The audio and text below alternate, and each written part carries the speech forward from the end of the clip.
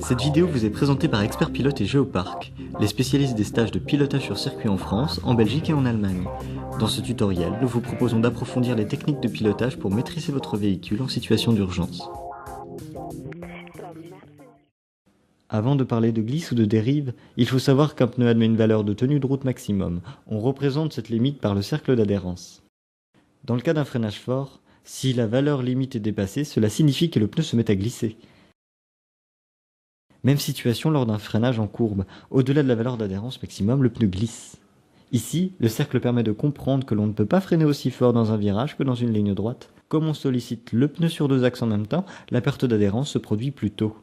Ainsi, il est nécessaire de freiner fort en ligne droite avant les virages pour sécuriser sa conduite et éviter les pertes d'adhérence. Les transferts de charge font varier l'adhérence des roues. Plus une roue va prendre de l'appui, plus son grip sera important.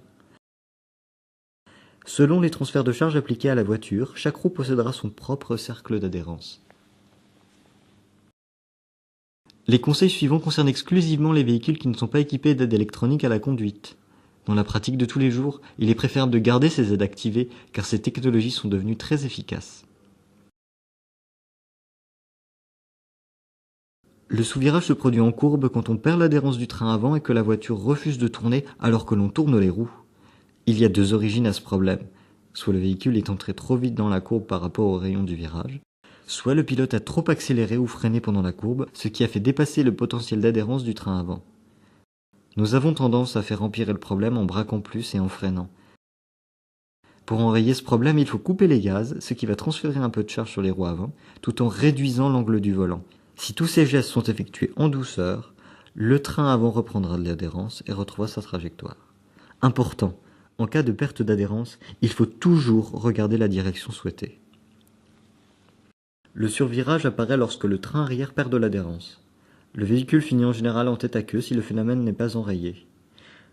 Ce problème peut avoir pour origine un freinage ou un lâcher de gaz en courbe qui fait se délester le train arrière du véhicule. Pour les véhicules de type propulsion, ce phénomène peut aussi provenir d'une accélération trop forte pendant le virage. Comment corriger le survirage ? Si vous êtes surpris par un survirage en courbe, il faut contrebraquer immédiatement et couper les gaz. Sur un véhicule de type traction ou à 4 roues motrices, on pourrait utiliser le grip disponible sur les roues avant pour remettre un peu les gaz et ainsi transférer la charge sur le train arrière. Dans ce cas précis, il n'est pas utile de contrebraquer, remettre les roues droites suffit.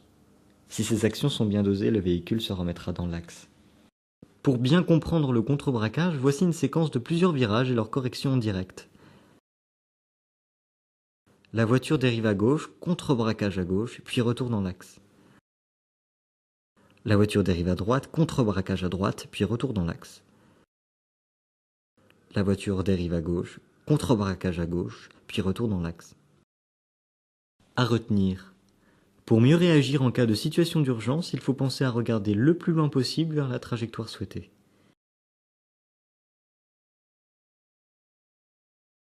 Attention, toutes ces techniques demandent de la pratique et une vraie connaissance de son véhicule. C'est pour cette raison que nous vous invitons à effectuer un stage de pilotage avec Expert Pilote.